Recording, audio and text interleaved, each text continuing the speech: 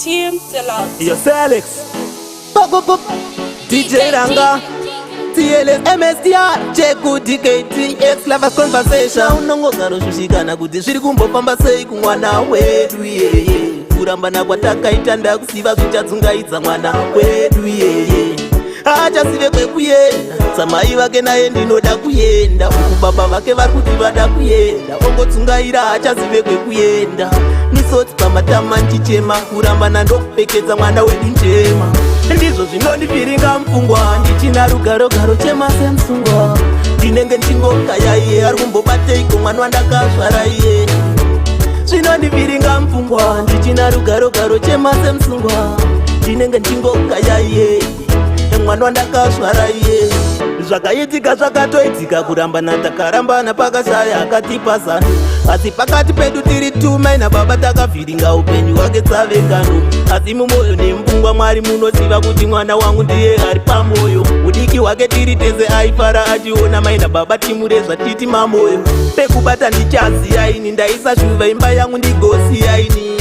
ndaitoda mhuri yangu igofara zvikasara nasatani zvese zvakapera ndizvo zvinondipfiringa mupfungwa ndichina rugarogaro chema semusungwa ndinenge ndingokaya iye ari kumbobateiko mwana wandakazvara iye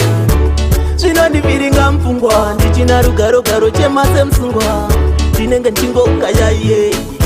mwana wandakazvara iye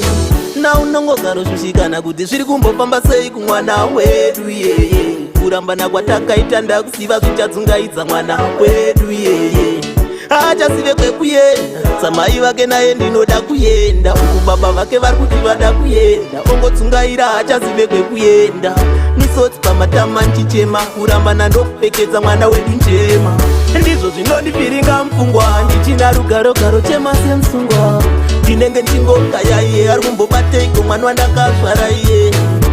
zvinondipfiringa mupfungwa ndichina rugarogaro chema semusungwa ndinenge ndingokaya iye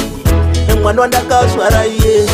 zvakaitika zvakatoitika kurambana takarambana pakashaya akatipa zano asi pakati pedu tiri tumai nababa takavhiringa upenyu hwake tsavekano asi mumwoyo nemupfungwa mwari munoziva kuti mwana wangu ndiye ari pamwoyo udiki hwake tiri tese aifara achiona mai nababa timurezva titi mamwoyo pekubata ndichaziyaini ndaisa shuva imba yangu ndigosiyaini